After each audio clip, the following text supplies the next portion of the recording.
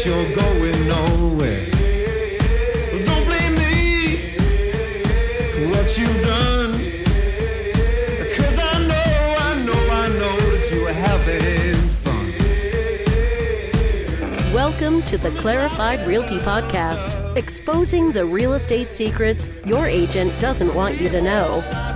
Here's your host, Tom Clary. Well, don't you just walk away. That's when I'll say.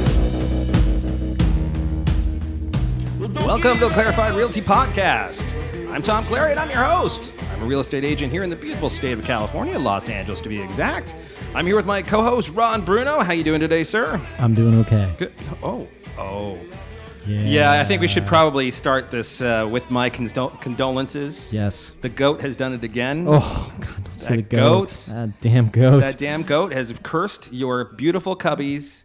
And once more. And once again, my Dodgers have prevailed. And by my Dodgers, I'm not even really kind of saying that because anybody who knows me knows I don't actually listen to sports, but I can feel your pain from across the table. It's vibrating off of you. And the whole thing with have you seen the meme, whatever the heck you want to call it, with the state of California bear mounting my poor little cub? Oh, no. We came in third or fourth place. You can't really count it. Look, you got really far this year. Yes. There's no stopping this Dodger team. Yeah, it's just the way it is. They're pretty unstoppable this year. Yeah, and now they're. I heard on the news on the way coming in that they're trying to get Vin Scully back to announce the games. Or they want to. I can't imagine he'd come back. Did they say he was coming back? No, but they're trying to start some sort of. They tried that last year with Bob Uecker, right? Oh, so you remember? I love Bob Uecker. Yeah, he's hysterical. The movie Major League. Of course, yeah. So he's obviously from Cleveland. Right. He was, he played the announcer in the movie. Right. And they were trying to get him to come back for some of the games. Right.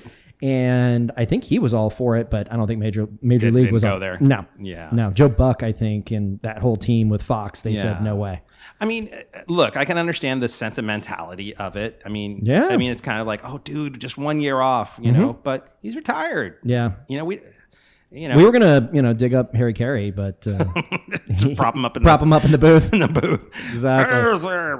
Yeah, it was pretty cool to see Bill Murray doing the national anthem and cheering on the Cubbies, and that was pretty awesome. Oh, that's good. Yeah. Now who's on the other? Who's on the other side? Tonight we're gonna find out who's American League. It's between the Astros and the Yankees. Isn't that sad? And the Yankees are up 3-2. So it could very well be a Yankees-Dodgers game is going to be pretty sweet. Now, that's what I'm hoping for. 29 years ago or whatever it was. 29 years ago, yep. Was it a Dodgers-Yankees? From my childhood, I remember many, many, many times it being Dodgers-Yankees. 1988. It was 1988 was the last time the Dodgers had made it to the World Series. Now, I don't know. It wasn't Yankees? It was Yankees, but okay. I know it was 29 years. Yeah. And it was Kirk Gibson. Oh, that was whole the big team. Tommy Lasorda was the coach. And Got it. Yeah. Got it. Who's still alive? Tommy Lasorda, I've seen pictures of him still hanging out. He was there last night cheering people on. Yeah, this is going to be his last one. He always said that he'd bleed Dodger blue. There you go. So, well, very cool. So do we have any news for today? Yeah, so you sent me over a story about, I think it was in Denver. And somewhere in Colorado. Where there was a home that was listed for sale, and these teenagers broke into the home and threw a massive party. It was like that movie Project X. Yes. Was it Project X? Yeah, it was Project X. A. No, X. What was the one with Matthew Broderick with the chimpanzees? Oh, that was... I thought that was Project X. I don't remember. Well, anyway, the movie without the monkeys is what we're talking about. Yeah, we're talking about the most recent one. Well, they were monkeys, but it was, different kind of monkeys. Different kind of monkeys. Yes. Yeah. So the kids, they broke in and had a massive house party. Right. And if I remember correctly, from what I remember from the story, was that the house was on the market, and they were the cops were the theory was was that they thought that the house was empty, so they just broke in and made it their own. But but it wasn't. I mean, that's the crazy thing is that I think that the owner was at a restaurant, like nearby. Like he was just having dinner, with his family. Oh my gosh! And then he came home and just the house was torn apart. I saw it on I think it was on Good Morning America or something like that. And the poor guy, it's like literally the saddest thing you ever see, where it's like he's like he's still picking up beer cans, like 2 days later. He found one in one of those sconces on the the lighting sconces down a hallway. Right. He's like and he like as he's kind of walking down the hallway, he goes, "Oh, here, wait a minute, here's one." And like picking a beer can out of that, and it's just the saddest thing. And it just shows, but it just shows how you need to take an extra level of security when you put your house on the market. Absolutely, we've talked about having that, all your stuff out on Zillow and, even after the fact, making sure that the person who is the listing agent takes down any kind of pictures or schematics or anything like that, so as to not help them out, the burglars out when your time comes, when you move in. Yeah, you better have insurance too. Right.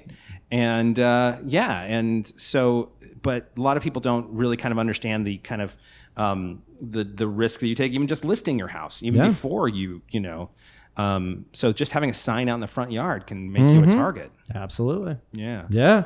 Funny you mentioned those kind of things because in my neighborhood, I think it was in my neighborhood in Woodland Hills, we had an issue where there was this one house that had been vacant for a while. And they kept on having these kind of like very raucous, crazy parties there. And they'd pick everybody up down in Warner Center Park in buses and transport them up the hill because they didn't have enough parking, I guess, or they didn't want to, have anything that might, draw attention to it.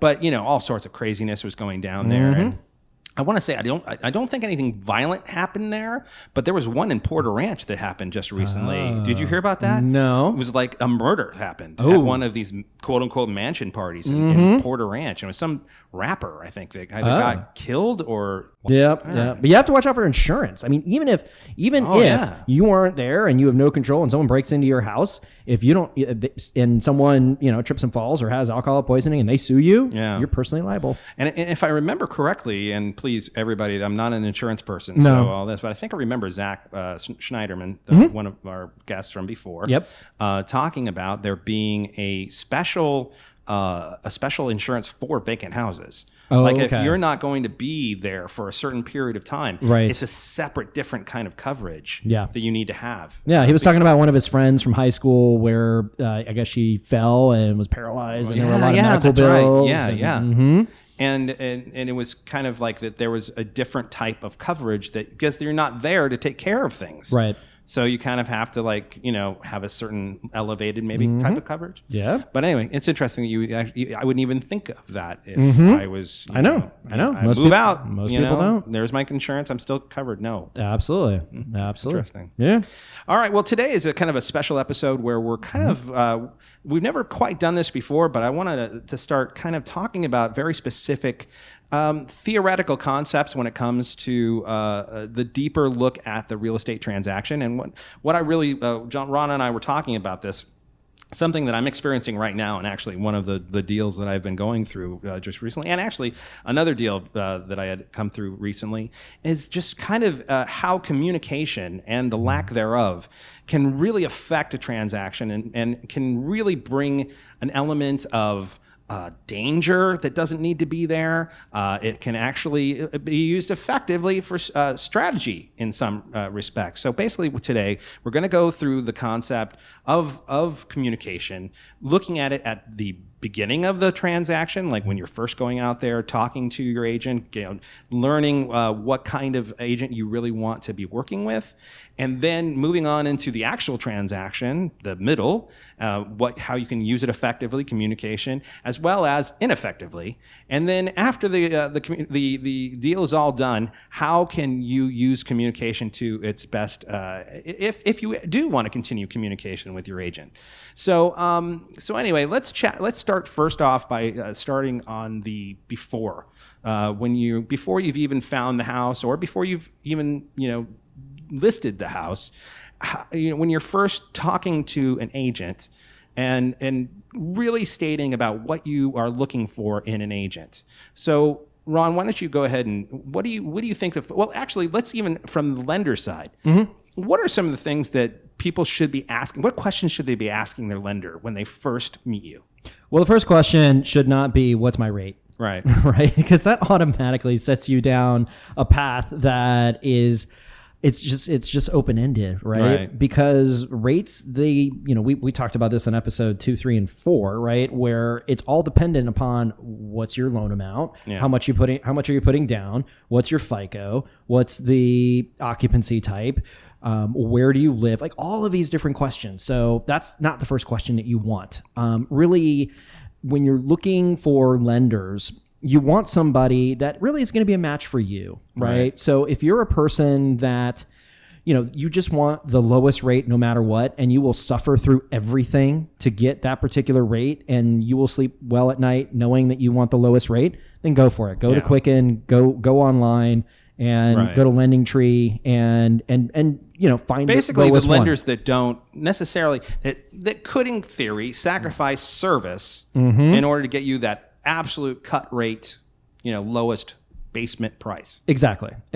And if you're someone where you have to have the most experienced person, and you just are you just want the name recognition. I mean, I actually had somebody. So I had a business manager where he was referring me a client, and because I was based in the slums of Pasadena, apparently, he was comparing me to someone in Beverly Hills. Wow. And it was a loan officer in Beverly Hills. And to that particular client, having a Beverly Hills lender, even regardless of what he was going to pay, what his rate was, just the panache of the sizzle of a Beverly Hills loan officer, he was so dead set on it. Yeah. And I said, you know what?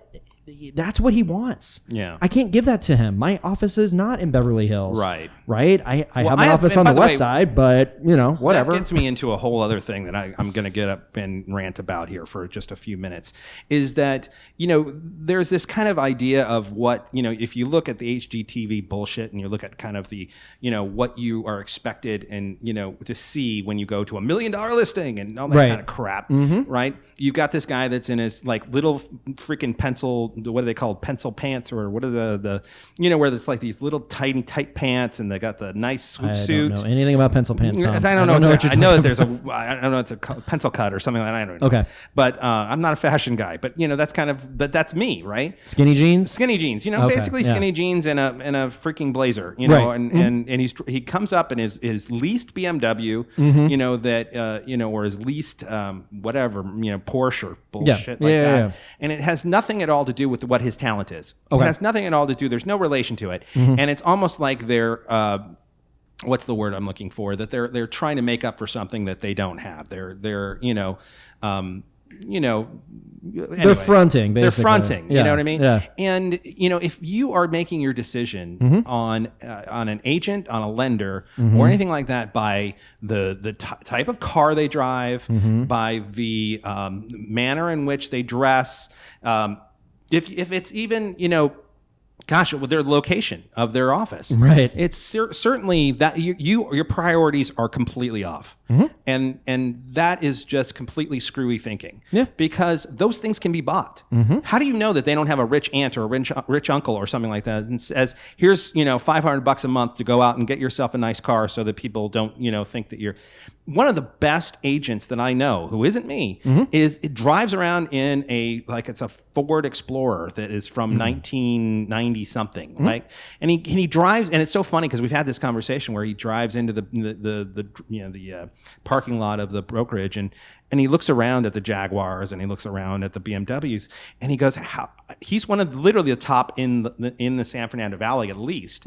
And he goes and looks around and goes, how can these people even do that? Like, how can they? I know they're not making my numbers, And it just shows that it's all about surface and has nothing at all to do with the expertise that they've actually had by going into the trenches. So I totally feel what you're saying in terms of the idea that because you don't have a Beverly Hills address, that somehow means something else about you. Yeah, and I found out afterwards crazy. that agent, that loan officer, royally screwed over the client. I'm sure he did. And that manager. Well, I should say I'm sure he did, because I'm sure there are good lenders in yeah, but he was charging all sorts of points. Of course. And the business manager actually caught it. The business manager actually caught it and called him on it, and then and then pulled the deal. But oh wow, yeah, wow. But I mean, but that's the thing, right? So when you're out shopping, you really should find someone that fits you, right? So someone who's going to be, if you're someone who is forthright, if you're somebody who is engaged in the process, that really wants to, that really wants help and wants somebody that's going to guide you across the path, then you should find someone that matches that, right? If you're someone who is, shady and you want to take the shortcuts and you want, someone. And by the way, there are some people who want the quote unquote shark, that person Correct. who is going to do the stuff that is backhanded and shady. And I've talked about this on other podcasts that, at the end, always bite you in the ass. Mm-hmm. You think you're so clever, and you end up biting yourself in the butt, and it screws up the deals. Absolutely. And what I share with my clients is, if there's a client that needs work, so, they apply and there's something we need to do with their credit, or they apply and they don't have enough income, but, there might be the potential for next year if they have it. As long as they're engaged with the process and we're working forward, then I'm going to stay engaged with them. Yeah. Right? Absolutely. It's when I tell them, here's what we need to work on, and then they disappear. Right. And when I check up on them, they're not following up with me. Well, here's something that a lot of people don't realize. We're not, people that have to take your business. No. We have to take your application, right? And I mean, as far as loan officers, I have to take applications. Right. I can't discriminate at all. We're not talking about that. I mean, But if someone's not engaged in the process, I don't have to follow you down, and chase you down. I just focus on the people that are going to close. And I think that there's an element of desperation that's in those people who do that. I mean, right. If you get a sense that there's somebody who is, you're not exactly, that you haven't been in contact with them, that you're like, I'm on the fence about this guy, or I don't even know, or whatever, and they're calling you 2 or 3 times a week, or if they're calling you even 2 or 3 times a month, sometimes that's a little bit too much. And you go, well, why are they calling me so much? They're desperate. There's something that's right.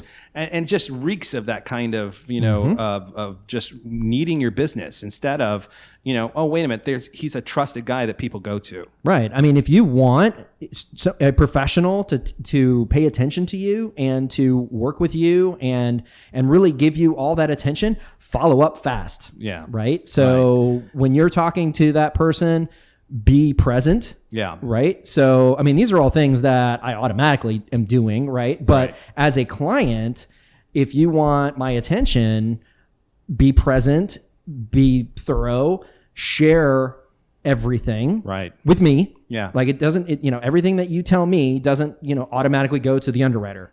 Right. I'm kind of like a priest. You can confess your sins to me, and we can chat about it, and we can talk about what's important to talk about, what's not important to talk about.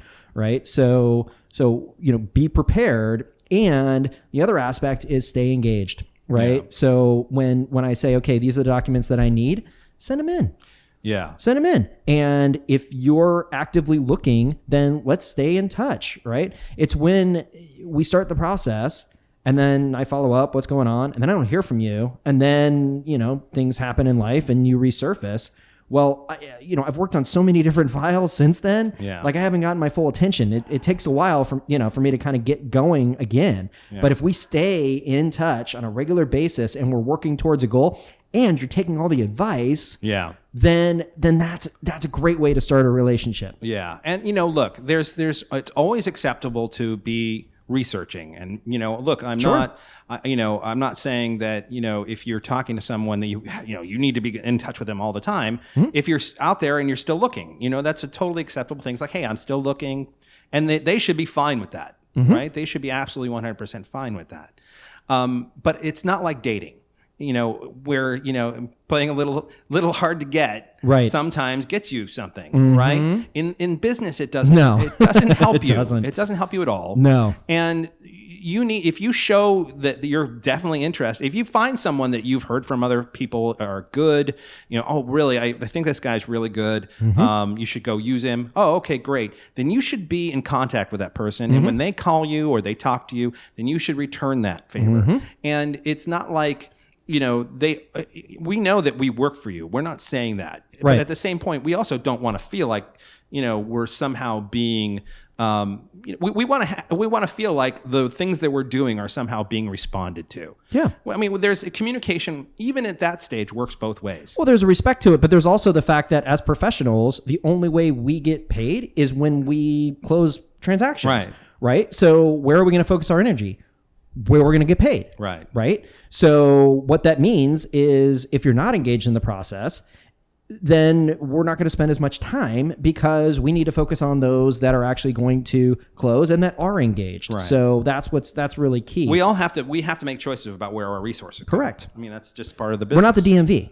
Right? We're not the DMV where we serve every single person that comes to us. Right. Now, again, I have to take every single application. So there's no bias. There's no discrimination. No, not there's at none all. of that. No. It's absolutely every single person that comes to me.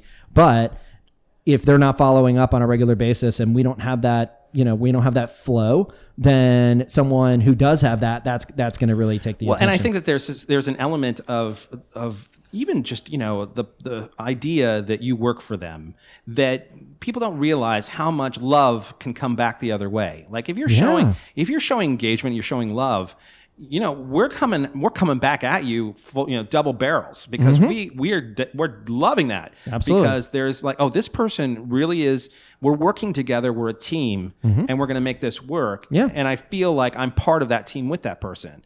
If you're just kind of like answering every other email that I send to you, it's a kind of like, I guess they're not that serious and okay and whatever. And you don't make that connection. Now I think that Ron and I, have a slightly philosophical difference in terms of the whole idea of picking someone that is right for you. I personally feel that part of being a good agent is being good for all people, or at least the most of people. Like there are some people you're never going to be able to make a match with, and that's fine. And you as someone that we listen to quite often says, you can't sell the unsellable. Right. And so that's fine, but at the same point, I think that there are agents that are very niche oriented in what they are appealing to, but a very good agent knows how to talk to lots of types of different people. Because let's put it this way. If let's say you're more of a kind of a meek and you don't like to do negotiations or whatever kind of thing, and you come to me and I'm coming in and I go, okay, I recognize that you're kind of more of a meek person and all that kind of thing. But let's say on the other side of the deal, that person is a robust, like in your face, I'm going to break you kind of person. Right. Your agent has to be able to then switch to that type of negotiator and deal with that negotiator in a completely different way than the way he's dealing with you or she. And so that's why I think it's somewhat, it's slightly a different, I think maybe for a lender, it's, do you think that that's a different thing for a lender? Because you're not really negotiating per se, but. No, I'm not negotiating, with the other agent. And, what I do is pretty black and white. You either qualify or you don't. Right. So as far as, staying engaged and, once I have your documentation and I've given you the pre-approval letter and you're out there shopping, there's not much more that I do in that case. I mean, I talk to the other agent and we talk about, okay, what are we going to have in the pre-approval letter and make sure that the numbers work for the property that they're going to be offering. So yeah, we do that side of things, but I'm not like going out there showing homes and getting to know them and which home's going to work best for you and how are we going to talk about this. I'm not spending as much time that you do with the client. Well, and I think that once you have your lender, what's most important to you is the level of engagement, not necessarily the quality of the engagement. Correct. So that you want to make sure that if you call at 7 o'clock on a Monday, that at least by 9 a.m. on Tuesday, you're getting a phone call back or something like that, where you're getting a really good turnaround on that. And what I do is I typically mirror the client, right? So if the client is someone who, they're just viewing me as someone who can help them with the transaction, right? And they are just very hands off and they just want to communicate via email. That's cool. Yeah. I'm not there to, put everybody through the same exact process. process. Right. So with someone who's very standoffish and they just want to, do the transaction, that's cool. You know, as long as they're getting the information that I need to make a decision, and then that's cool. And then I have other people where they are extremely invested in the process and they want to learn. Yeah. Which is fantastic, because I could say, listen to episodes 1 through 42, and they'll learn all about the process. Right. But I like to educate, right? So, that's the beauty of a podcast, is being able to educate and be able to walk people through certain scenarios. Yeah. And at this point, there's a nice body of work where I can point to, certain things in a transaction and, mention this and mention that and really get to the whole heart. Right. And, by explaining things and having those open conversations, it helps me beat other lenders, right? Now, I think that on the agent side, I think that what is more important than necessarily finding the perfect match agent for you in terms of communication is making sure that your agent is okay with how you want to be communicated with. Right. So if you want a consistent, like I want updates daily, I want to whatever, blah, blah, blah, blah, blah, whatever is important to you, whatever you want to, like you write on a piece of paper, this is how I want to be treated. Right. You then communicate that to your agent so that there is no ambiguity. Right. Like literally, I want this. I want that. Make sure it's not some ambiguous thing that, is like, I don't know how, what does that even mean? Yeah. Right. I'm talking about like, I want to call every day before 10 o'clock or whatever. If you want to even get that, specific. Right. And then what you can do is you can watch as your agent does or doesn't hit those criteria. Right. And there's, I have always said, I think that when you're on the buy side, it's different for the sell side. If you're on the buy side, you should not be signing any kind of contract with the buyer's agent, because this is my feeling. I know that there are plenty of other agents that will argue some other way. My feeling is that if I'm not meeting your needs, then there shouldn't be a piece of paper that's keeping you tied to me. Right. Now, if you go and buy a house that I found you later on with somebody else, you can bet your butt I'm going to be, I'm going to come and say, hey, there's procuring cause that I found that place. But that being said, there should be no reason that you stick around with someone that is not hitting those things. As long as you've communicated them clearly to that other person. You can literally say, hey, listen, I told you this is how I want a phone call at this day, this time of day, or whatever kind of thing. And you said you were fine with that. Yeah. Make sure you hear on the other side that they're communicating to you, I'm fine with what you're asking for. And if they're not hitting those things, it's time to move on. It's time to go find someone who will do that. And it's not that you're finding that perfect, oh my gosh, this person is like they were my twin brother. Or, you know what I mean? It's like, it's literally like, this is the need that has been expressed to me, and I'm going to do everything within my power to make sure that I hit those things. Right. And I think another key piece is, really weeding through the facade, if you will. God, yeah. Right. So, if you are someone, so let's say, you're a first time home buyer and, you might be on your second career and, your husband and wife, you're buying a home together and you need a lot of advice and guidance. Right. And you have choices, right? So you have three choices. So, choice number one is, you have a friend and, they just got their license and they have a lot of time, and they also just have a lot of patience to help you with that transaction because they're new. Yeah. Right. But as far as expertise, they may not be the best fit for you. Right. Even though they may say, oh my God, I'm going to take great care of you and all that kind of stuff. Right. Now, they could partner up with somebody, but if they don't, then you're kind of exposing yourself. Right.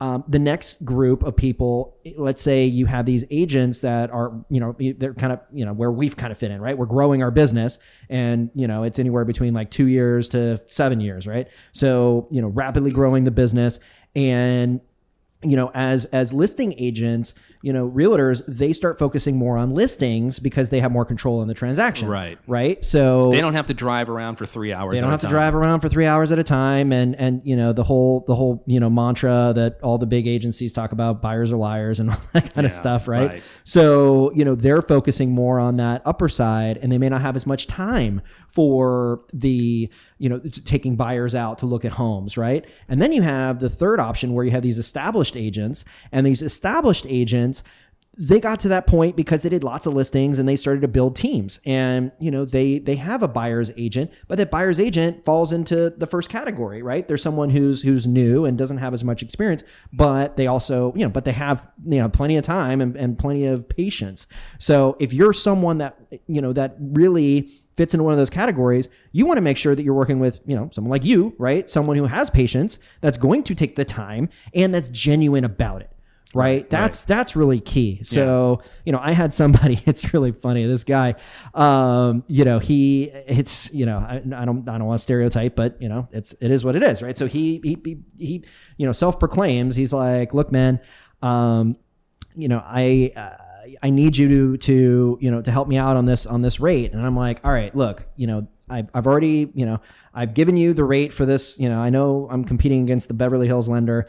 So this is a different case. Another one. Different case, same lender. Wow. So I'm like, look, here's what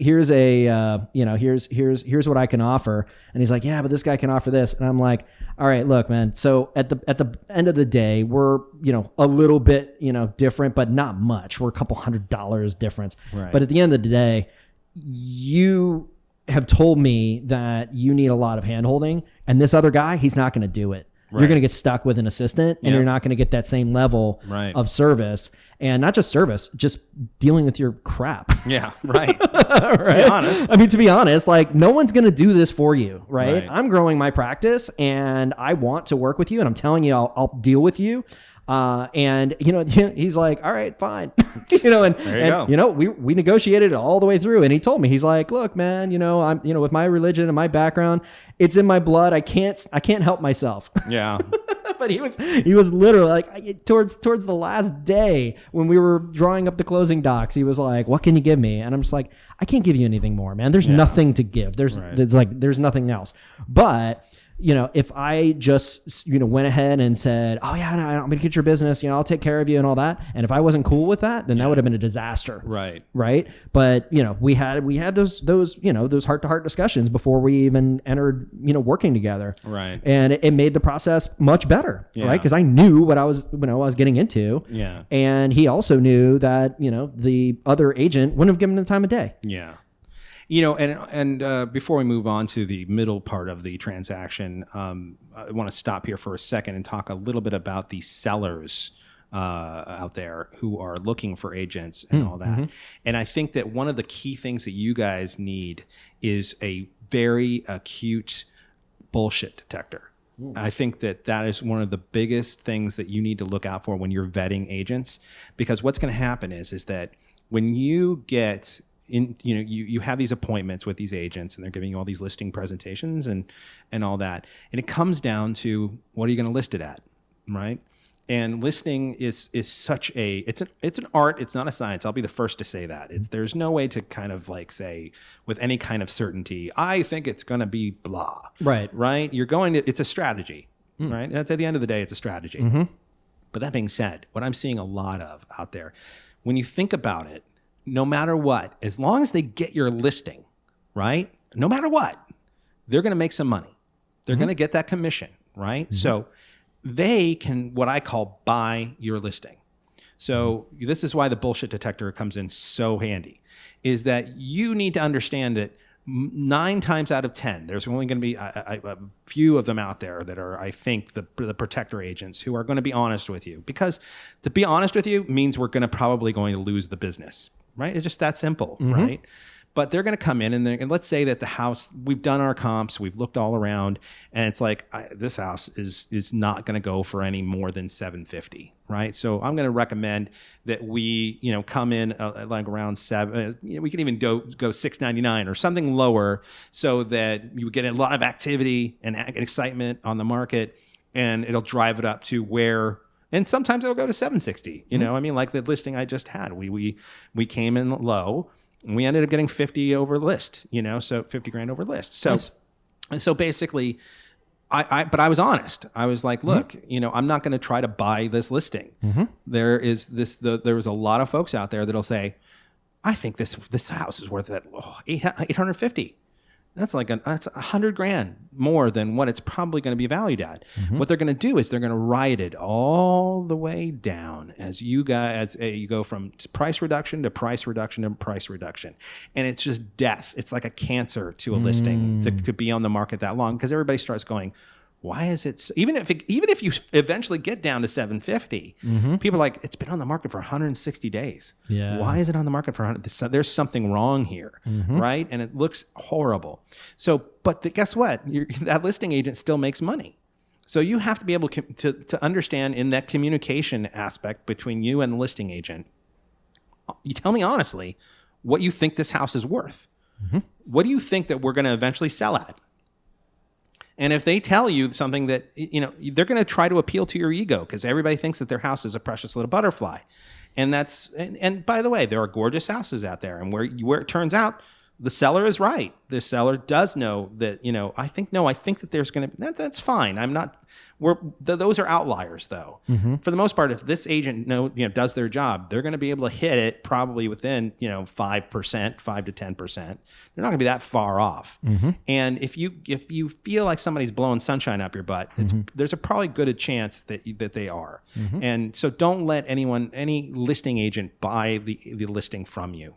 So that's my... And another point is, I was talking about, when the client asks the first question and asks about rates, it's the same thing. If the lender all of a sudden says, okay, make sure you give me your, let's run your credit, and how much do you make, and how much do you have to put down, and then they rush that pre-approval letter without doing any due diligence, right? That's a massive red flag. Yeah. Right? Because that client, they could have walked into a Chase branch or whatever branch, and that loan officer, they have quotas. Yeah. And they could have just, took it and said, okay, yeah, you tell me you make $120,000 a year. That's $10,000 a month. Use that as the income side of things. They run the credit, and they're like, okay, so you have, $1,000 outstanding debt, and you have 20% down. Yep, I have 20% down. Okay, cool. Here's your pre-approval letter. What they didn't realize is if you look at the actual tax returns and that person is self-employed, they didn't ask that question, they're only making $20,000 net.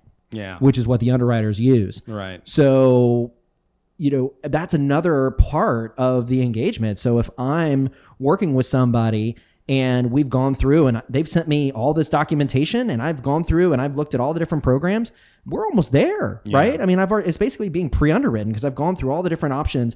And when you're making that offer, man, I've got all the confidence in the world to call the listing agent and tell them that, you know what, these guys are solid and it's going to go here and it's going to take this long. I've already painted the path. Right. But if I don't know anything about you and you didn't go through anything, I could be like, they sound good, or, they've got a good-ish credit score, right? Well, that's not being a good professional. So, if you're not willing to go through and submit your documentation and all you want is a letter, then you probably, there's plenty of places that'll take you, right? But that you're not gonna have the best experience, right? And also, I'm sorry, on the listing side as well, that when you have, we went through the kind of like the criteria that if you're working with a buyer's agent, you want to tick off is like, hey, this.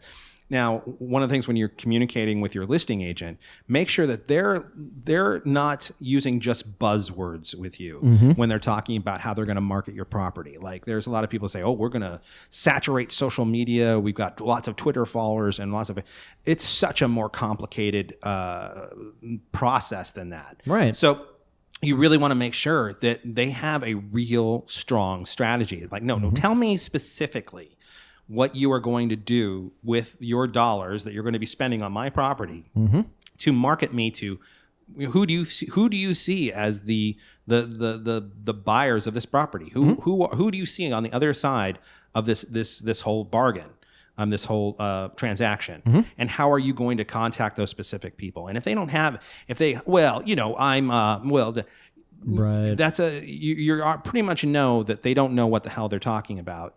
There should be a very specific answer to that question. Like on the listing that I just did, I had a very specific target audience, and I went on Facebook, did Facebook ads that were very specific to certain businesses. I literally, set up an audience for the ads. It was like for the specific businesses. Oh, that's area. Cool. So, we got a very targeted group of people that came in that we knew would be like they're looking to buy this house.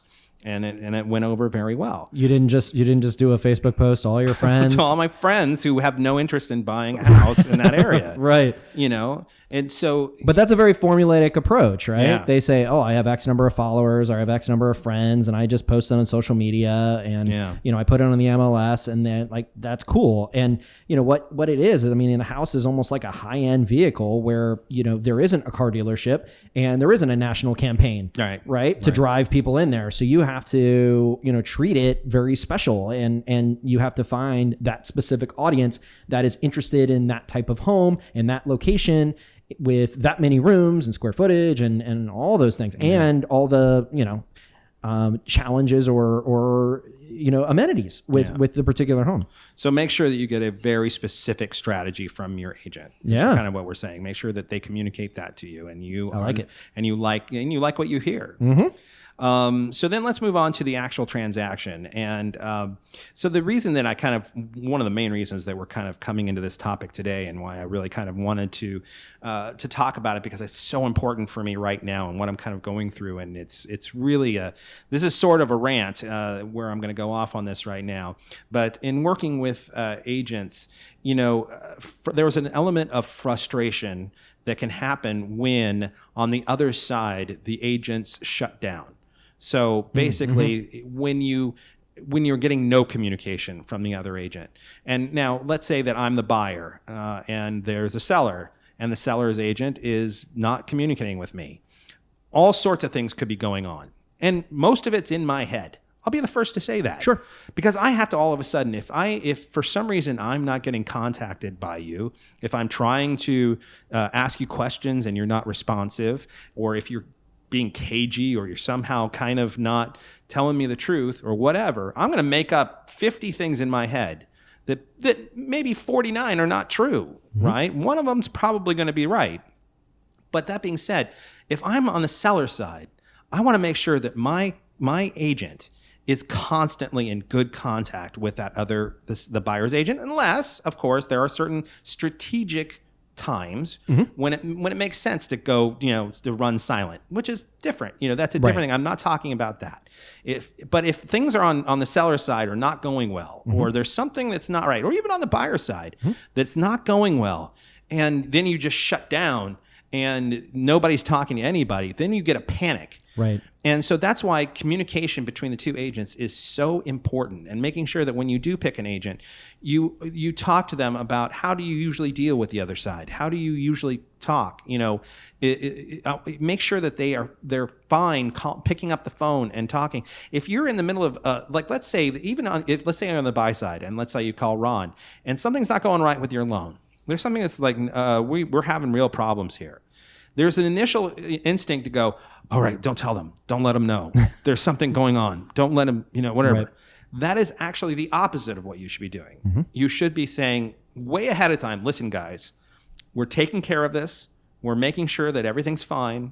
We want to make sure that you guys are in the loop so that there's no surprises. Because what happens is that if you get down to your loan contingency release or something like that, and that's when they find out about it, if you think that you're going to be treated with any kind of respect or any kind of, being magnanimous, you are sorely mistaken. They are literally going to be livid with you. Yeah, I had that deal I told you about in Texas where it just dropped in my lap, where the buyer's agent called the listing agent while I'm meeting with his agent for the first time and expressed that the buyer now, on an all-cash deal, now wants an extension of 3 weeks so they can now finance it on the day that the option was expiring. Yeah. Right? Because in Texas, they have options instead of contingencies. Got it. So, but that created like World War III. Yeah. Because it's like, why? Like, why didn't you do this in the beginning? Right. Right? And it just so happened that I was able to, jump in and rescue it. But that's usually what happens is,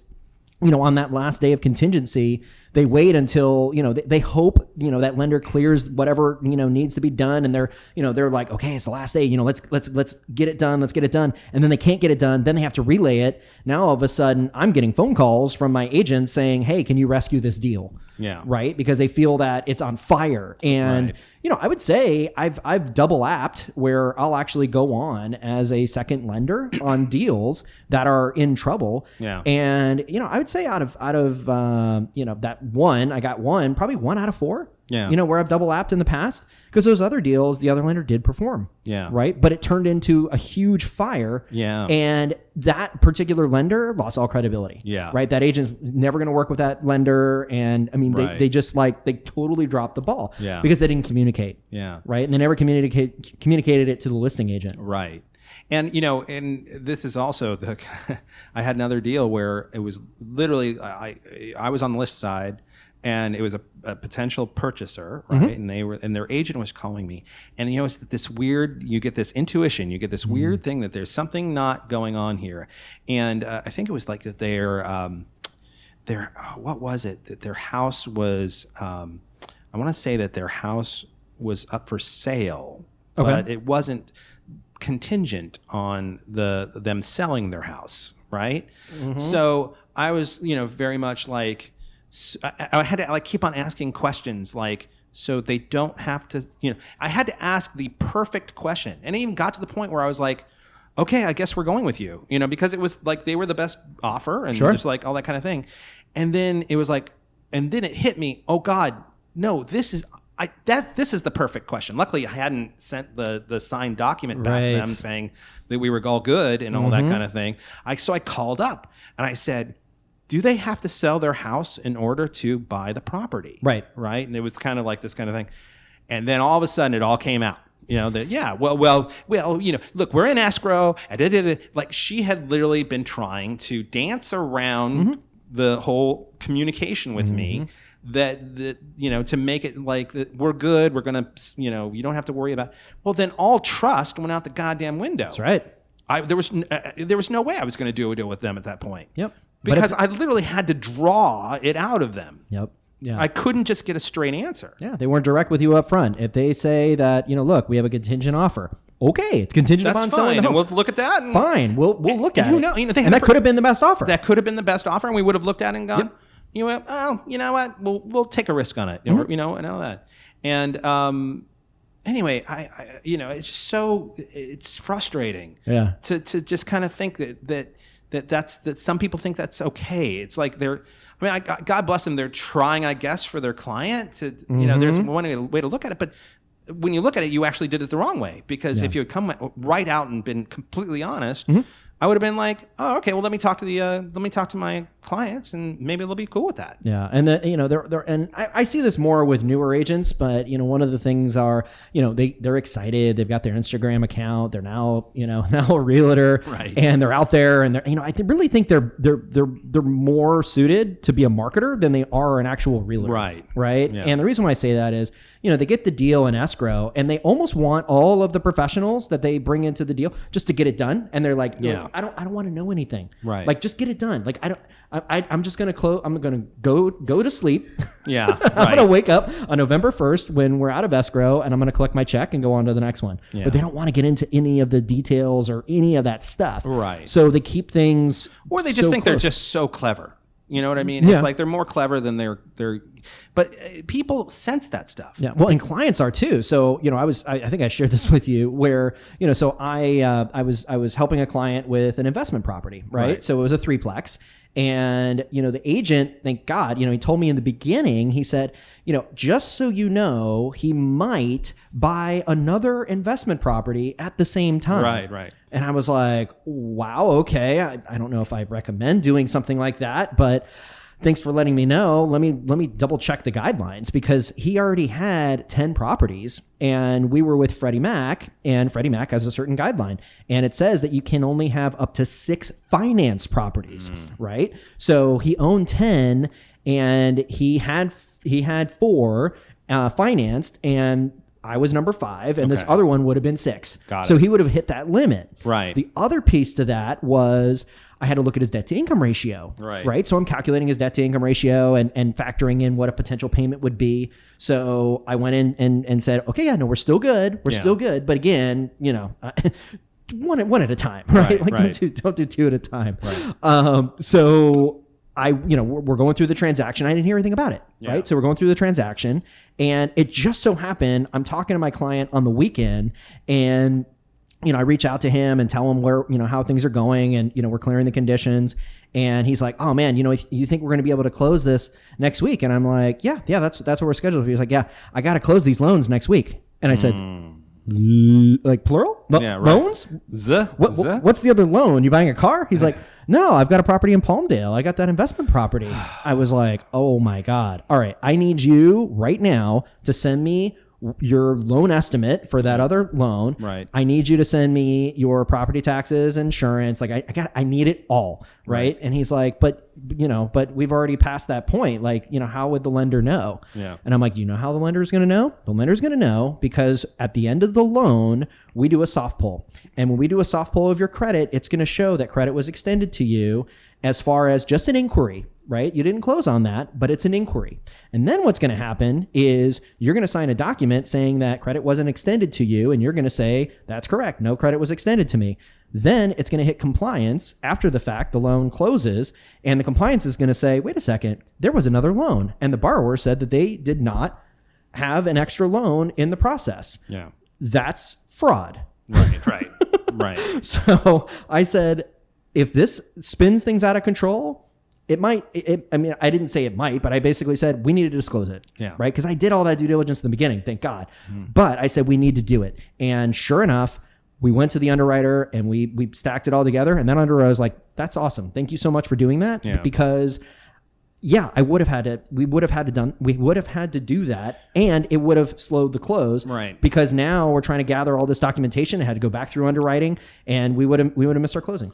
And I think that's kind of another kind of thing in terms of what the topic is today, in that one of the things you should be looking to your agent to be doing is keeping everybody on the same page. Yeah. Basically making sure that all planes know where they're flying. You know what I mean? So that nobody crashes into each other. They all land at the same time and all that. Keeping everybody talking, everybody clear about what's trying to be achieved there. So make sure that when you're when you're first talking to your agent, get a sense from them about how good they are at coordinating those things, making sure that they are fine with, whenever things kind of start to get screwy, you want to make sure that somebody's in the middle doing the air traffic controlling. You know what I mean? Somebody's in there, talking the planes down. Yeah. And that's really what kind of at the end of the process, what I am. And I think to a point, what you also do, although you're kind of like, I'm telling you what to do and you're, so, that make sure that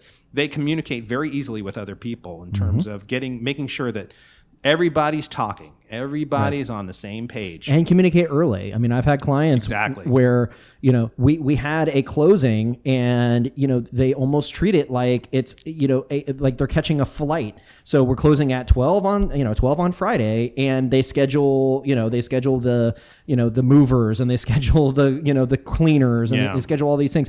Or worse yet, they go out of the country. Yeah. Right? They're so excited because, they've got the new home. I'm going to celebrate. I'm going to go to celebrate. I'm going to France, right? Yeah, right. And what happens is, something in the transaction may go sideways and it may delay the closing. Right. Well, trying to get you to sign loan documents in France and knowing about it on a Friday afternoon and trying to arrange this by Wednesday, not easy. Yeah. Right? Not easy to do. So you may have to delay your flight, right?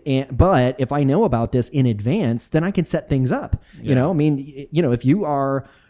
if you're closing on a transaction and you're in a foreign country, it doesn't mean you have to fly back to the U.S. You go to the U.S. consulate in that particular country, and they have notaries and work it out. They can sign loan documents, but you have to schedule it. Yeah. Right. I mean, I had one in England where they went in London, but we had to schedule it 3 weeks in advance. Yeah. It was a refi, so that was fortunate.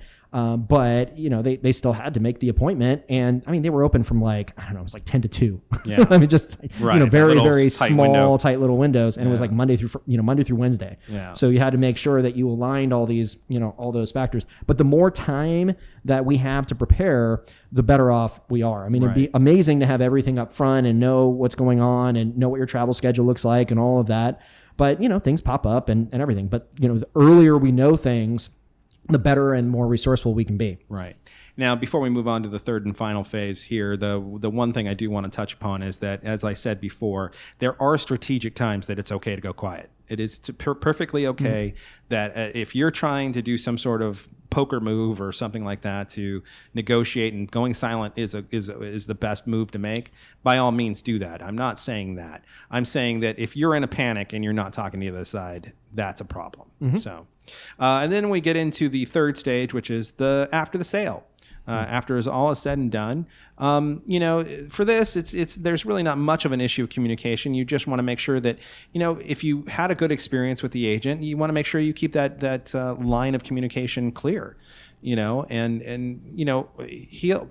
or she, if they're a good agent, wants to, if you have some sort of issue, there's not much they can do after the fact because they're no longer your agent per se, but they can definitely direct you in ways that can help you out. They can send you to experts that can help you about, if there's some sort of lot line dispute or there's some sort of thing or whatever, blah, blah, blah.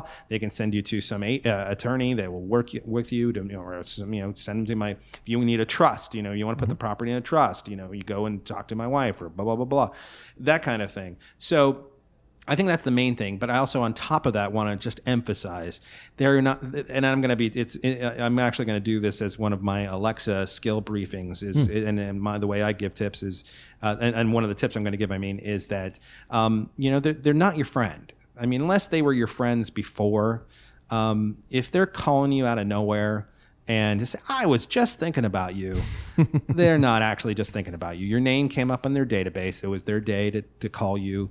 And, just make sure that you're not, you